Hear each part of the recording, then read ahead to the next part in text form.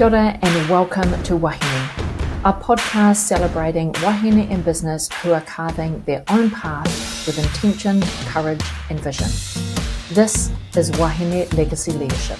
Tēnā koe e te tuahine, Nartarsha. Nau mai, hara mai ki te hōtaka Business Your Way. Thank you so much for joining us today on the podcast. It's such an honour to have you here, wahine to wahine, Indigenous to Indigenous.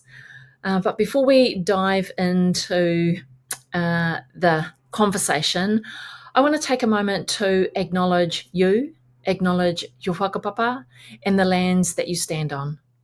I acknowledge your connection to country, your ancestors, your elders, past and present, and the strength of your cultural lineage that flows through the powerful work that you do today, which everyone is soon going to find out about. I feel deeply grateful to share this space with you and to uplift the voices of Indigenous women in business. Wahine who are not only building businesses, but who are reshaping narratives, reclaiming space, and leading with heart and purpose. So thank you so much for saying yes to this interview or this conversation and sharing your journey with us. So to get us started, I'm going to hand over to you. I'd love for you to introduce yourself, who you are, who you serve, and what you do to make your moolah.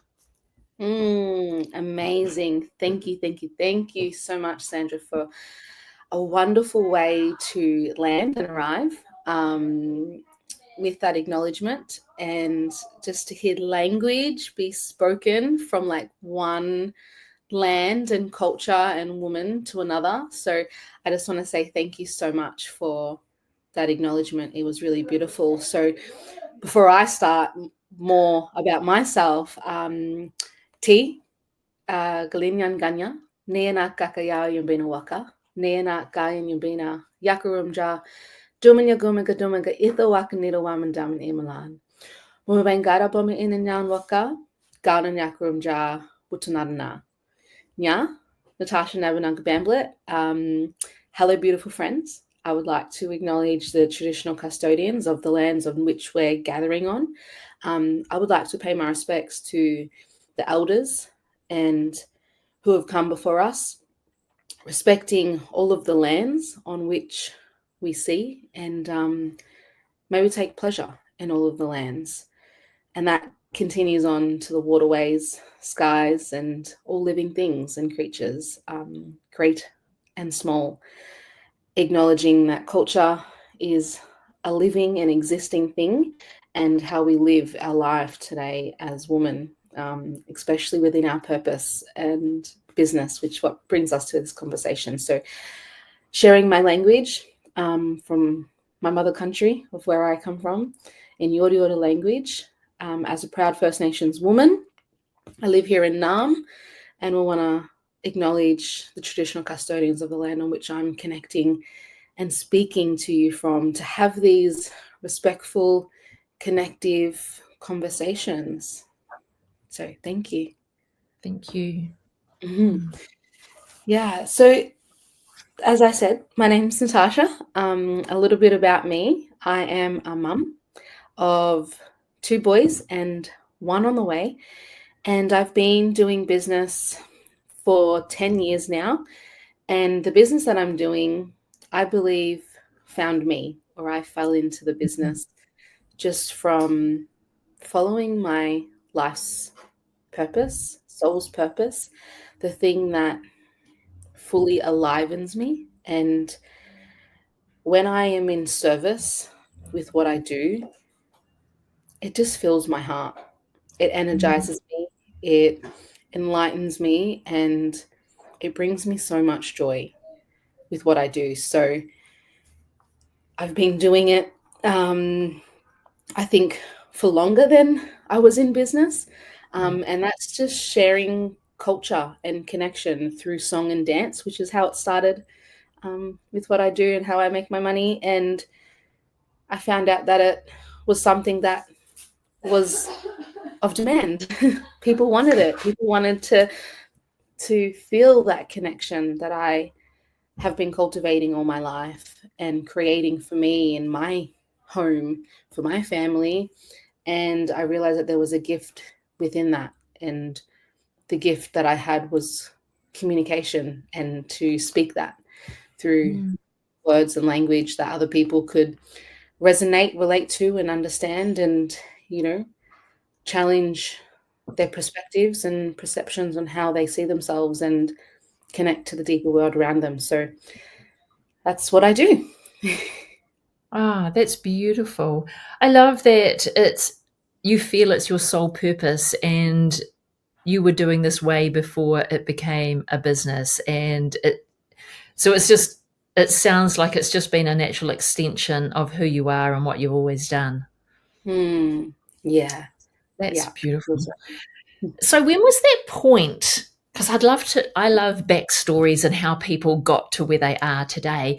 So at what point did you kind of go, oh, maybe I should be turning this that I have always done, that I do, that comes so naturally, into a business? Mm. I always had a passion for connection. And the thing that I could connect easiest with people was movement, and through dance and through music, and how it is connected. And that didn't have any race or age or ability connected to Mm, it. I've seen that expression take place from babies who can't talk to elders who, are in wheelchairs, to all abilities of people that are, deaf and blind. And it was something that showed me a space or a gap that I think people weren't seeing. And it's just been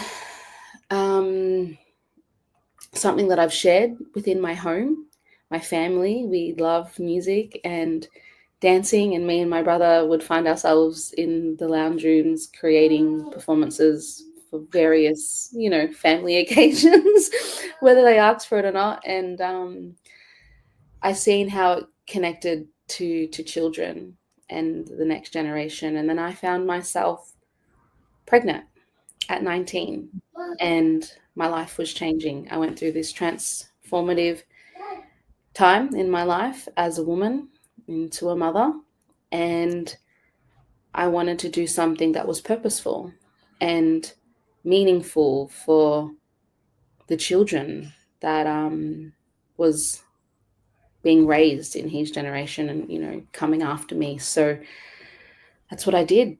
That was the moment that I said, there's something here that can be of service.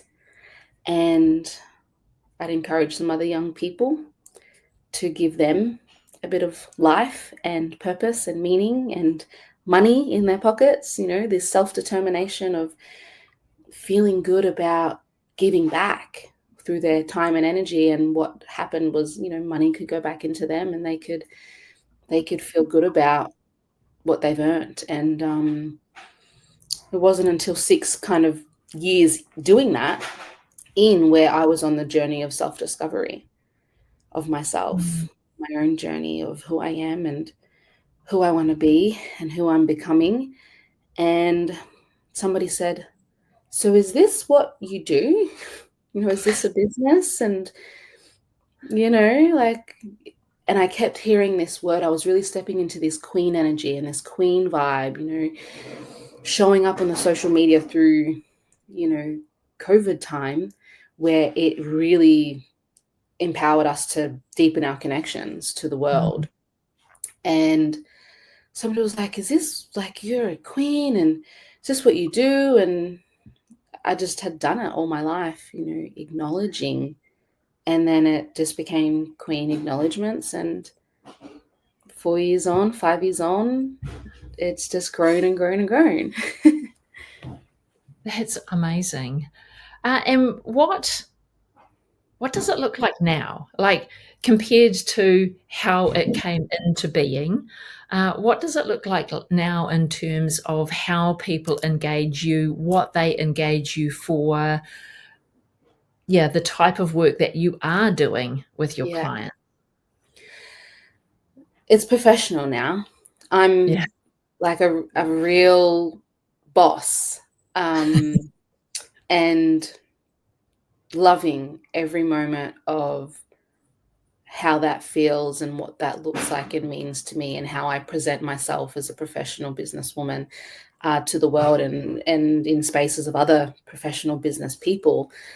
Um, and the services have expanded, and what I have to offer has grown, and financially it's just expanded, and it has every year since.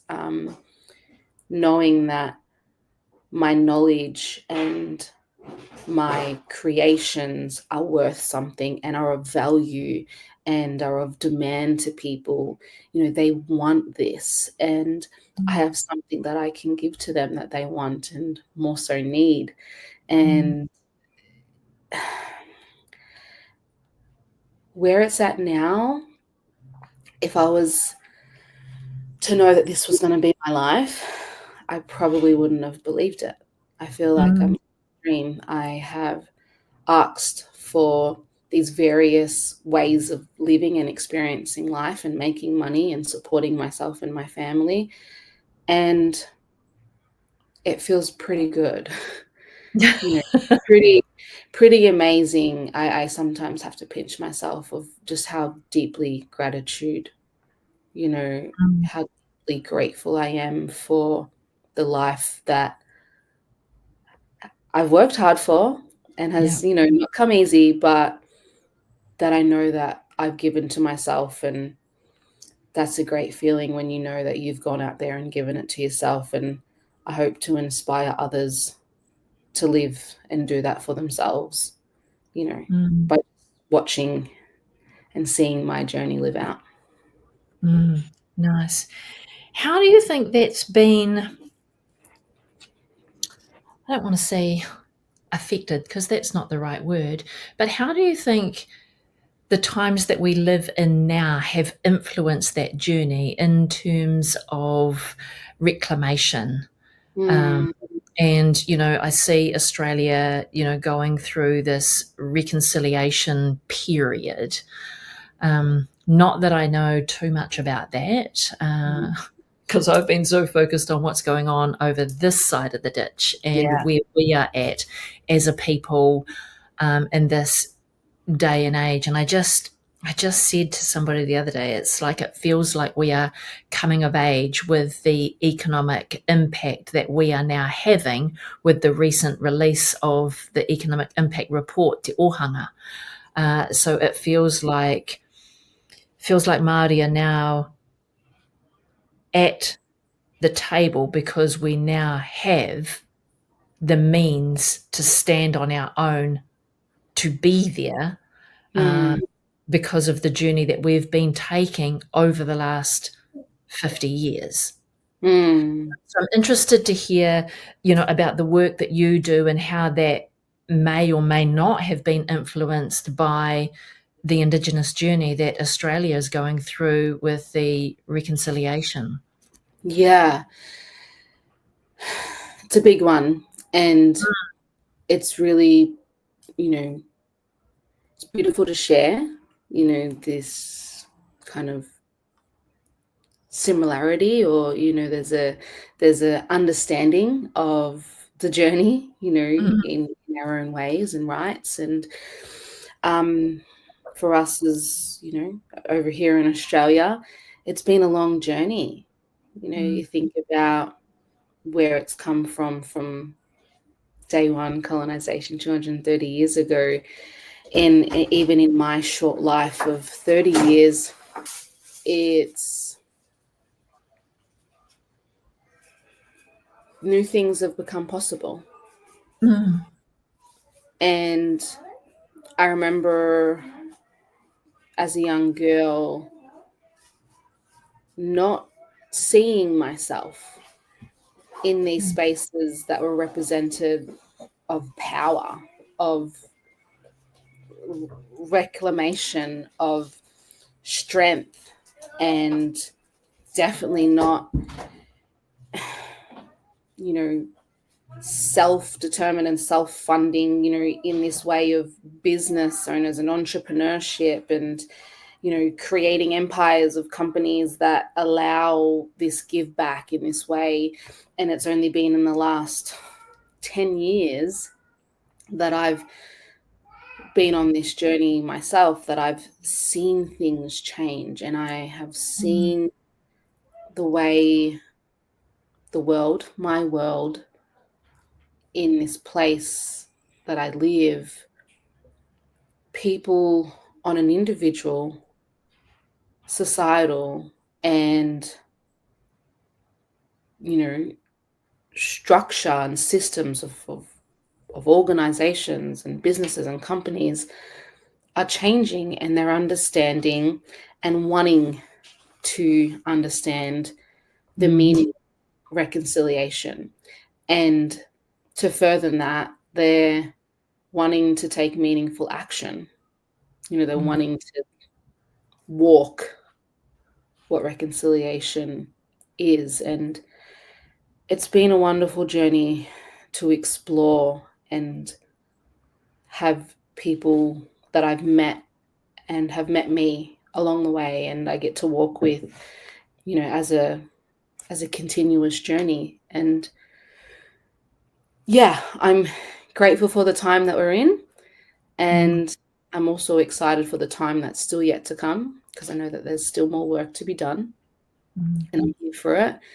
But I'm also really grateful for the work that has been done prior. First Nations people, that their voices, have been echoed through, and their presence and their stance and their marches and their, activism, and the tireless work that the men and women have done before me have really propelled my generation into this position. Nice. Can I ask you, when I first came across you and your work, I was like, I really need to talk to Nartarsha. Like, you spoke to me culturally and spiritually, and I'm like, I need to have a conversation with this girl, So how would you say that you weave your cultural integrity into your business in a way that honors who you are and your heritage, but also working in, if I used your own terms, this professional world? How do you align those two things?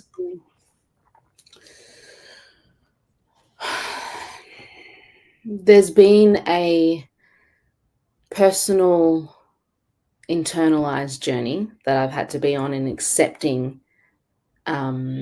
this is the life that I want for myself. And to do so, there has to be some changes that I have to make in how I present myself, in a way that I've got to learn about professionalism, and I've got to learn to, level up in ways that people are listening to what I have to say and are taking my presence serious. That I mean business when I show up. But I have never lost the essence of who I am and where I come from. Beautiful. And it humbles me when I think that I come from the oldest living continuous culture on the planet. And I never get too big for my shoes, because I remember the people that have come before me, and the blessings that I have as a First Nations woman is this deep cultural connection to country, and the world is so big, and I really know my place as a small part in what I get to experience in life.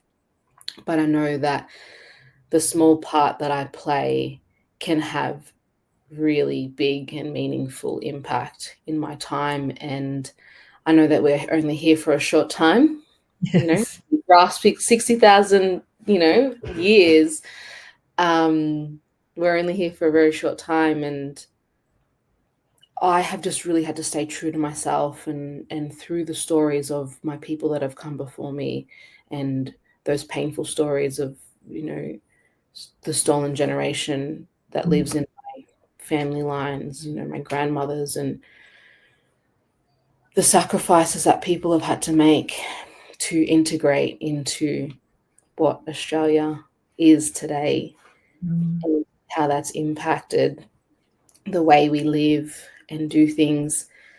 I am mindful that culture is still here and still exists. And I've shown up on stage with my baby because to me, that is what I value. That is what is culturally been before. And those who align with that, I'll connect with. And those who don't, like, there's a respect for the authenticity, and I also know when to switch it up and be professional and put the Bosch jacket on. And I also know that who I am at the core doesn't ever leave me. Beautiful.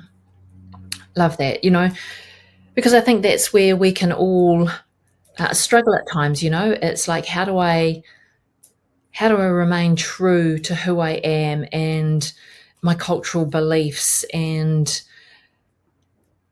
still operate in a world where I'm trading time for dollars or services for dollars, or in a business environment, and also knowing that I'm not for everybody. Sometimes that can be a hard journey to travel. And sometimes you can second guess yourself, and you can think about just parking that at the door for a moment while I go do this. I think everyone, who wants to operate their business in a way that stays true to who they are, it comes across that at some point in time in the journey. But, my experience is that things never go well when you don't fully take who you are and everything that you are into every situation.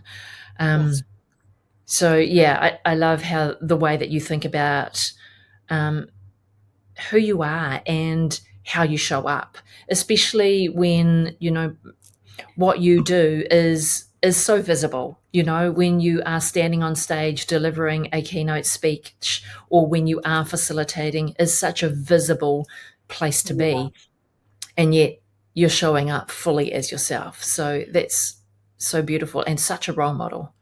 Yeah, and I would just say what I say and how I talk and present, the language stays the same. Whether I'm in my house with people, whether I'm on social media, whether I'm on stage, or whether I'm in a group facilitating, I don't change. And that's because I've had to fully understand and get really clear with what are my values, and to keep myself accountable and in integrity with these values. I have to, what you do out there, you have to do in, inside and behind closed doors. And what you do behind closed doors, is that aligning to what you're saying and speaking out in the world? So what are some of the challenges that come with running, such a culturally soul-led business? What are some of the significant ones that you've faced in your journey? that there's no real guideline. You're not many other people to kind of share the journey experience with, or in the sense of comparison. You're kind of in a league on your own when it comes to your cultural knowledge and IP and how to position yourself, and with prices to what to services, and how to be a profitable business, and palatable and sellable, and think about these in business terms. That there was not many reference points that I had. There is more and more as time goes on, which I love. People are stepping into this space to share their self and their knowledge in a cultural way. So that's definitely been one of the biggest challenges. It's felt like a lonely journey a lot of the time. And I didn't come from money. The way we were in service was through cultural exchange. And this way has felt foreign for me. I'm the first in my family that have stepped into the world of business. So, it's very new to even my family, and, having these conversations, they're like, I don't know what you're talking about. So, it's been new territory, and I've had to go through a lot of internal stuff to understand that money is okay to make, and okay to have, and okay to ask for, and that doesn't make me any type of person for it. And I can have purpose and profit all at the same time. I agree. We can, but that is a journey to get there because of that internal self chatter. Have you experienced any pushback, from your family or extended family, or others who see you making money from the cultural aspect? Do you have any pushback? Get any pushback from your Yeah, own?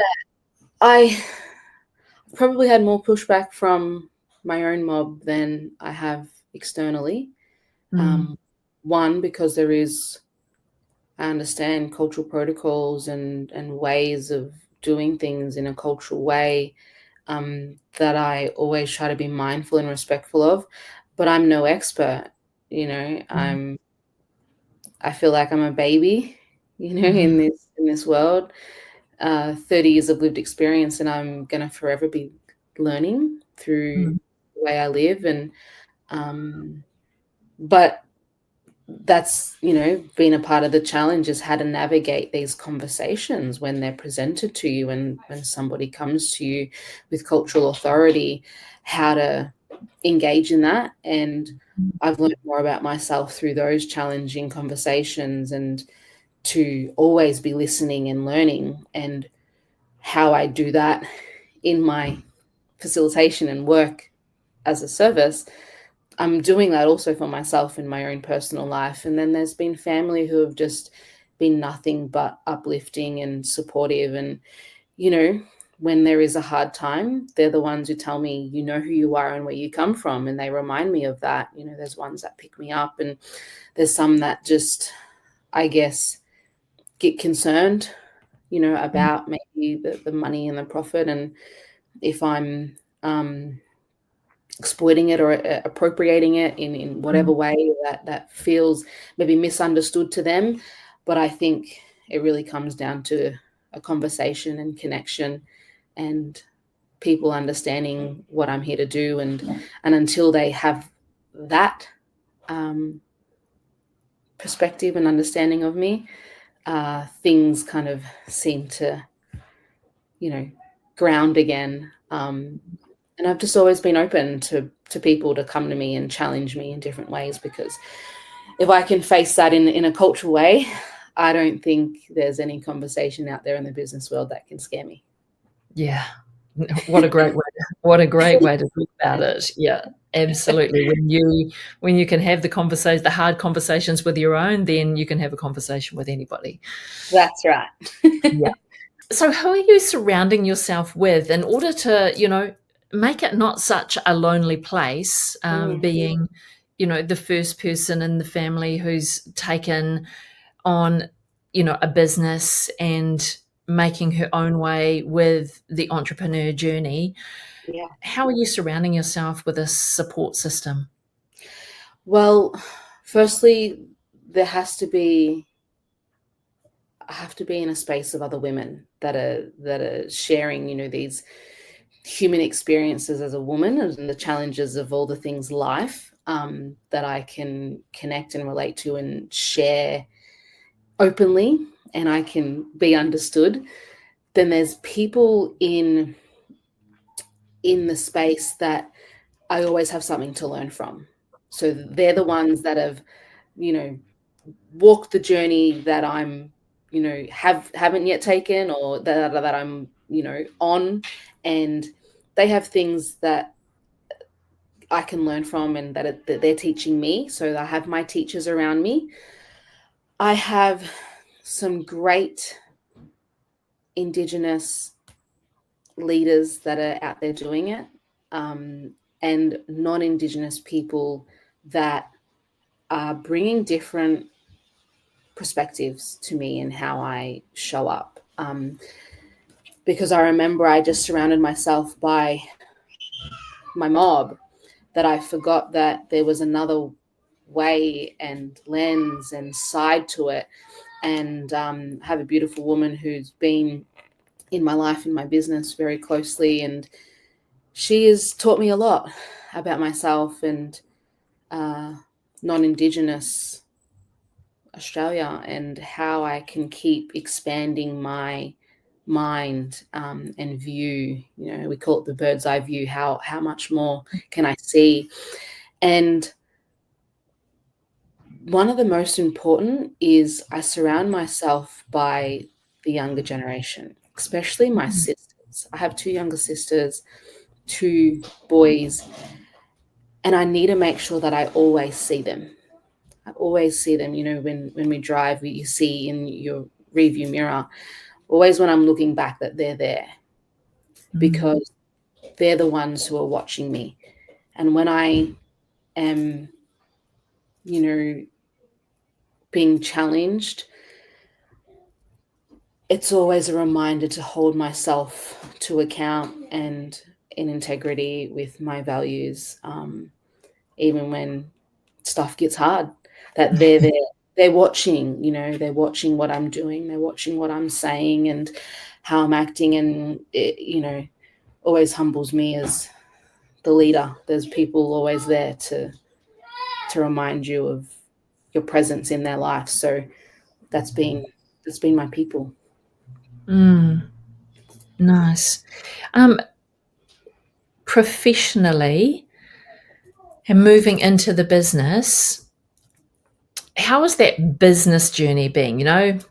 Confident in who you are and the culture that you bring into the world, and how you lead your businesses from the heart.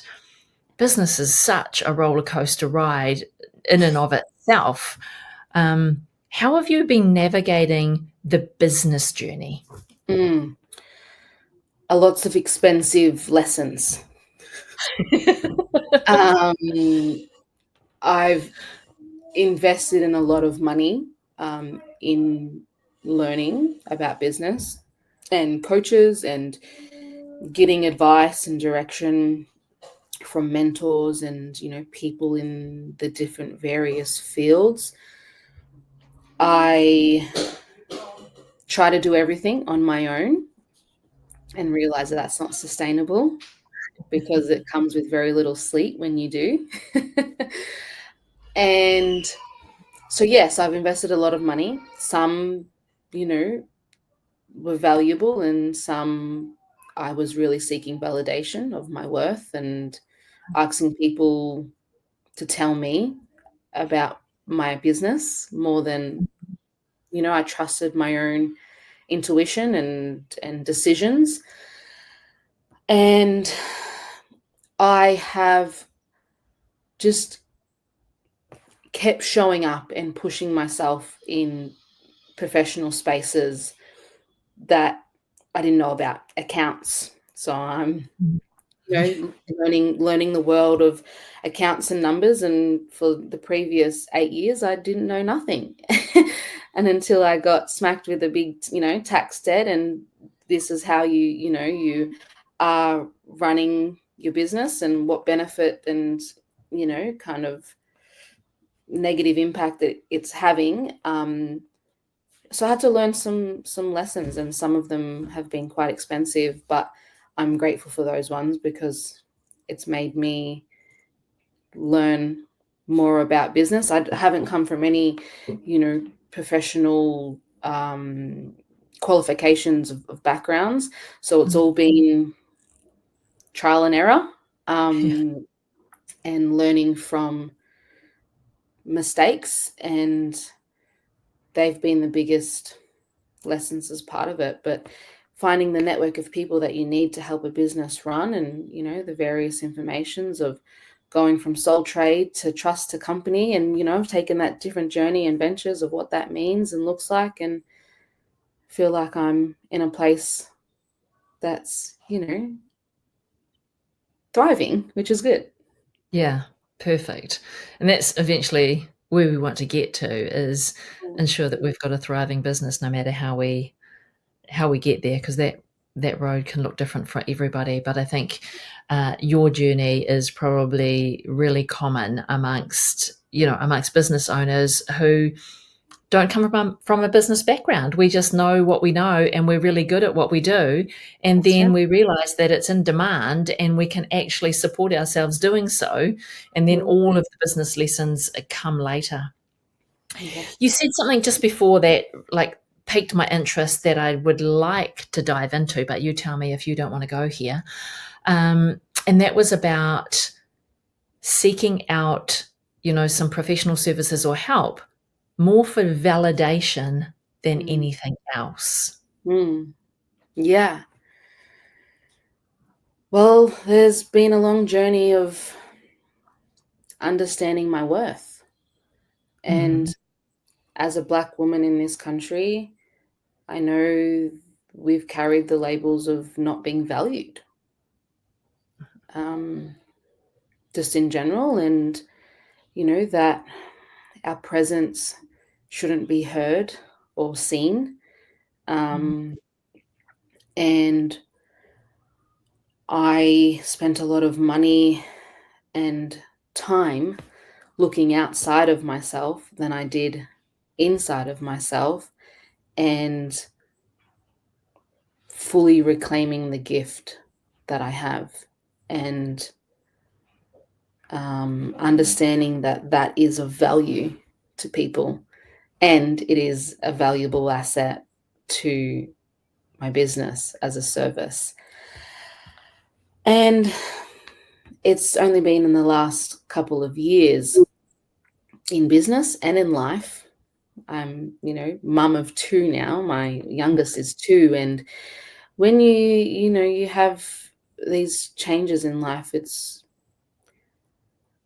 I think I've valued time, and my time is of the essence. And I got to a point where I'm like, I think I've done enough looking outside, mm, and really grasping my worth, and fully loving myself for all that I have and all that I am, and allowing people to treat me that way, how mm, I treat myself and speak of myself, and how I stand and talk and walk.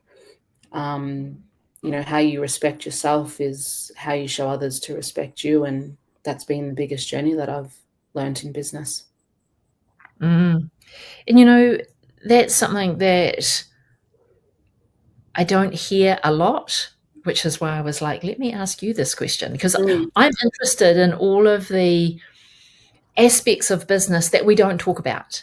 All Yeah. of the self-doubt that creeps in, all of the validation sometimes that we seek, not that we need it, but we still do it. And then the internal work that we do to get past that challenge. So if you're happy to share this, can you Mm. tell me a bit about, like, what did that journey look like for you? You know, that journey of changing the way that you were thinking about yourself in Yeah. order to change the way others also thought about you. Well, it kept me small for a very long time. It Mm. kept me a secret. It kept me hidden. I'd hid myself and my voice from others to truly see and hear me for what I had to say. And I had people in my life closest to me who knew me, most or the longest, that were telling me, like, you're amazing, you're a leader. And it was like water off a duck's back. I would like say yes, thank you, but it just wouldn't sink in. It wouldn't penetrate through the skin. And then I got myself in, a space probably more hyped up on energy and the vibe of the group, that I did something and you put something out there on socials, and I was like, well, we're in COVID. I'm probably not going to see people for a little while. So if, socials, I can filter what that, what people, the connections I have with people. And I just I stopped caring for a moment, um, in the self-exploration of who I was becoming, and put myself out there and offered something and put a price to it. And then somebody paid for it. And I was like, oh, this actually works. And you kind of you feel a self gratification, in those moments and times. And then I did it again and again and again, and the price went up and the services, changed. And I was exploring with that, and people then were telling me, you're amazing, and you've got this energy and this presence and a gift. And I remember the first time that I'd ran a workshop, and I just cried.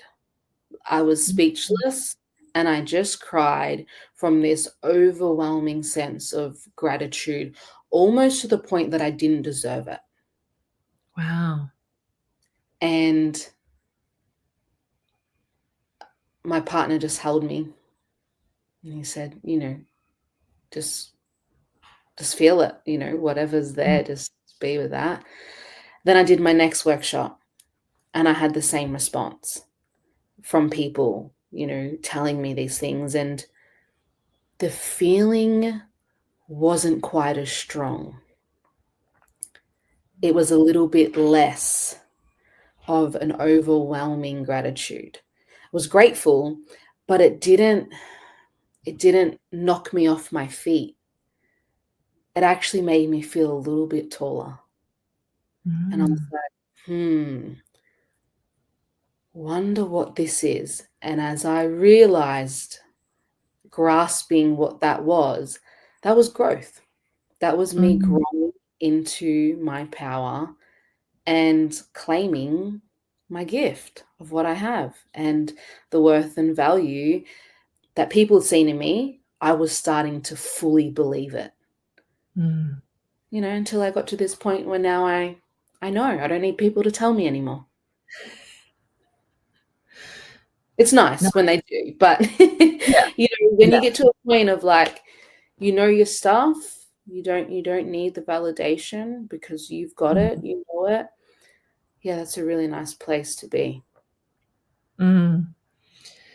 And did that look like that, self-realization, did that look like quiet moments? Did that look like talking with a coach? Did that look like journaling? Did that look like, what did that Yeah. journey look like when you had these moments, that led you to your own self-belief? All of it.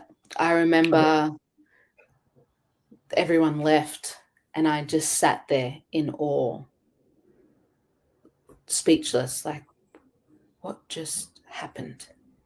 And then I went home, in the car ride, and from that moment I've enjoyed my silence, because in the silence I am clear to hear what is present in me, and I've enjoyed silence, the comfort of that ever since, because you hear yourself and feel yourself for what's really there. And then I remember the second workshop where the things felt different, and I was on a plane and I was looking out the window, literally with a bird's eye view, thinking, yeah, I just did that. I asked myself a different question this time. It was almost like a pinch me reality moment. The first time I was like, what did I just do? Or did I just do that? And the second time it's like, yeah, I just did that. And journaling has been a big part of my life, really reflecting on what's to be said without words. I think that's very powerful. And my partner has, not only been my life partner, but he's been on the business journey with me, seeing me grow and evolve, and probably telling me things that I didn't believe until, it took me some time down the track. And he's like, I've been telling you this for years. And just reflecting with him, because he sees it from the outside, and to talk to someone who, you have this moment of unpacking and reflecting in ways that you have to tell them, articulate to them what's going on. It was really nice for me to receive those words myself. So there's been various ways in how this self-realization has come to me. And it sounds like you have an amazingly supportive partner that you've had along this journey. Sometimes I see others. There are other dynamics that come into play when one partner grows and feels like one's outgrowing the other. So, just to hear you explain how that journey has happened for both of you, and you've grown together from what I've just heard. Yeah. That's super special. Super special. Talk to me a little bit about how your services have evolved from that point of going, I just did that. Like, holy smokes, like, whoa. And then stepping into really the self-belief around what you are doing and capable of doing, and the value. So then how has that evolved over the past few years, in terms of what you offer, and how that has been refined or changed based on maybe feedback or other things that you've seen needs changing over time? Yeah, I think of myself as being a lifetime learner and devoted to learning. So me exploring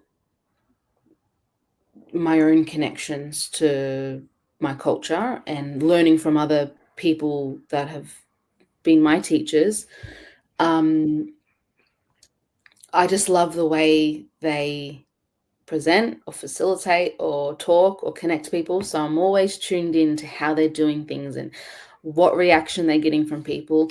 And I've just learnt from that, anywhere that I go, that I listen to somebody who, is an expert in their field, whether that be studied or just personal lived knowledge and experience.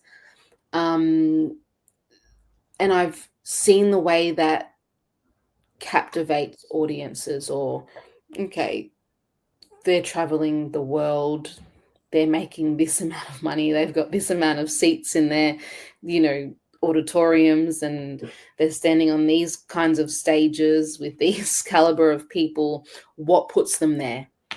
And I've just really studied those people and applied that to how I can continue to grow. And each session that I do, I say, oh, that was the best one. Oh, that was the best one. And if you don't feel like that in your business, that, it's always growing or giving you something, or you're excited about what you've just done, yeah, it can become dull and it can become on autopilot. And I've also been there. I've also been autopilot, where I'm like, oh, doesn't feel exciting, and I've just learnt from the way that things have made me feel from other people as facilitators. And I went from one workshop that, I kind of, all of my life experience I've collected, and every time I learn something new in every given moment, any given day, I add that to the toolbox. And then I just keep expanding how I connect, what questions I ask, what content I'm creating. And I'm always trying to think of ways I can be a creator to challenge people's perceptions and perspectives, bring a different view to it. So that's how workshop from number one has grown to, hundreds. Yeah. Yeah. I hear that the questions that you're asking yourself, yes, you're challenging, status quo in how you show up, but I also hear the questions that you're asking yourself.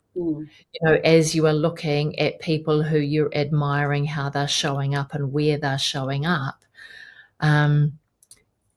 Sometimes that can create jealousy, but I hear from you these questions, and they're questions of yourself to what do you need to do next to get closer to that person that you're admiring. Totally. Where did you learn to ask such smart questions of your own self? I remember someone saying to me, to get the answers you want, you must ask the right questions that you need. And I stopped focusing on the end result, the answers to it. And I started listening to the way people were asking the questions.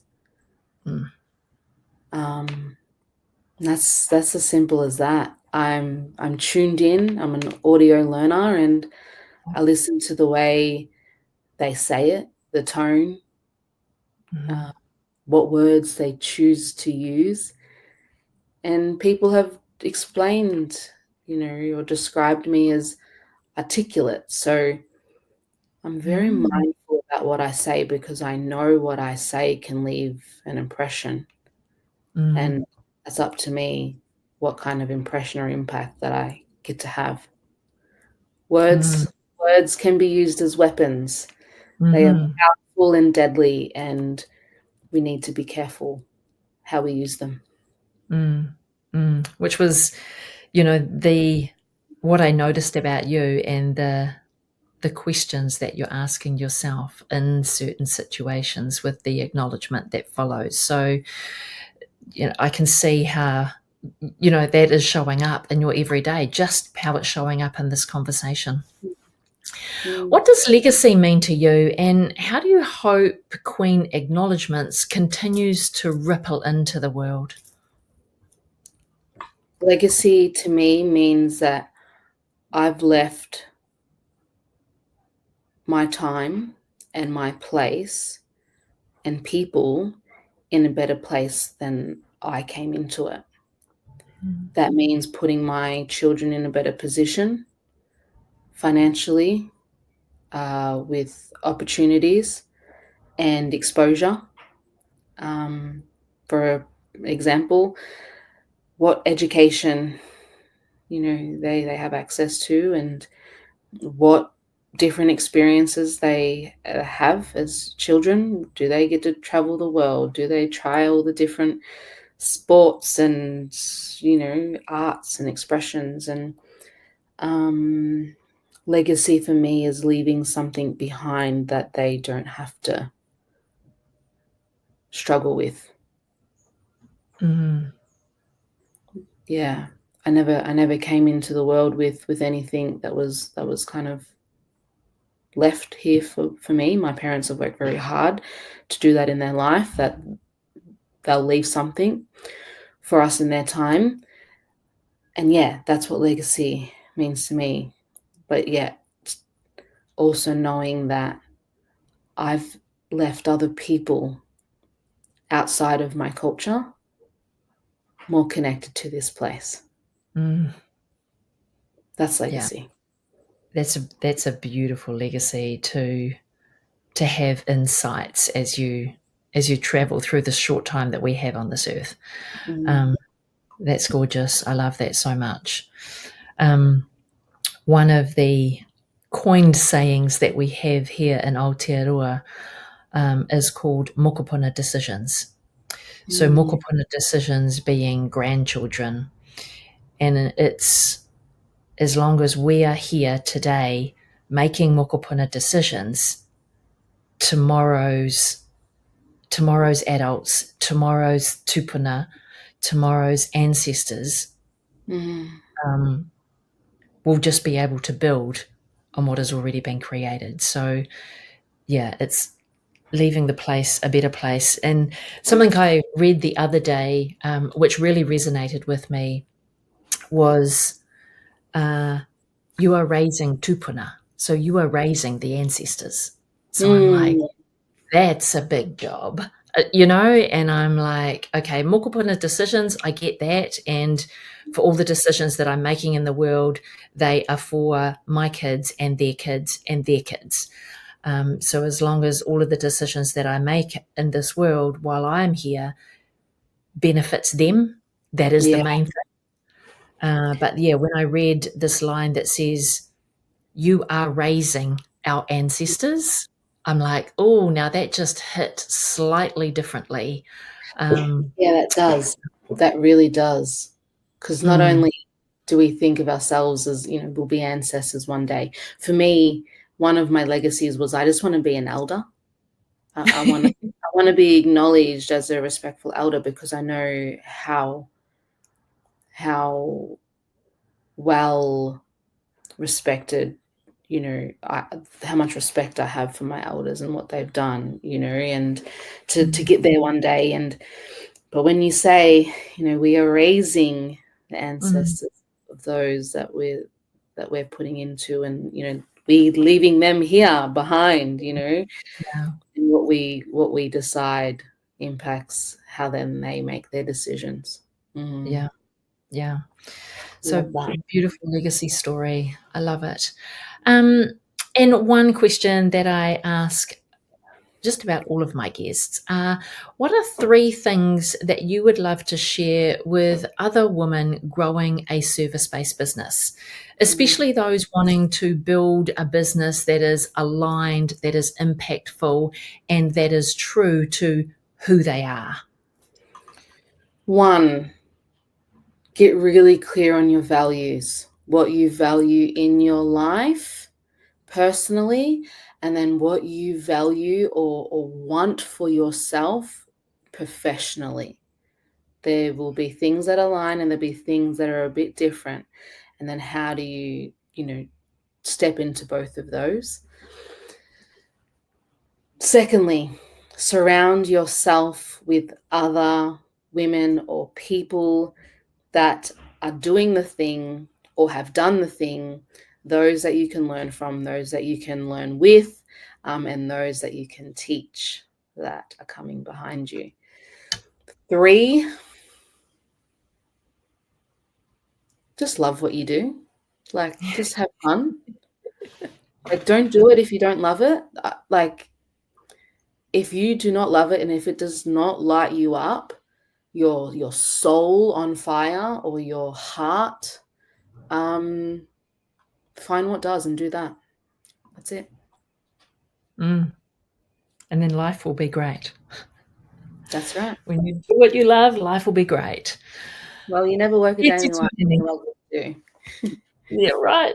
Every day. Iti tuhine, ngā mihi ki a koe. Thank you so much, Natasha, for being here, for sharing all of who you are. I know I asked some questions that, is probably not what you would get asked on every other podcast, but I appreciate you entertaining those questions and really sharing the deep richness that you bring into the world. Like, I've really appreciated listening to your journey, listening to how you approach who you are and what you do, and the mark that you're leaving on this world. It has been truly inspirational. So ngā mihi ki a koe. Kalinya, thank you so much, and thank you for sharing this with the world. Thank you so much for listening to Wahine. If today's kōrero resonated with you, inspired you, or made you stop and think, I'd love for you to follow the show and share it with another wahine in business. You'll find all of the links and details from this episode in the show notes. So until next time, keep building your business your way, grounded in who you are and the legacy you're here to create. The podcast music is Te Kawa Orongo by Naneko Erawata. The episode is edited by LJS Creative Services, and the show notes and blog post are written by Bellbird Writing.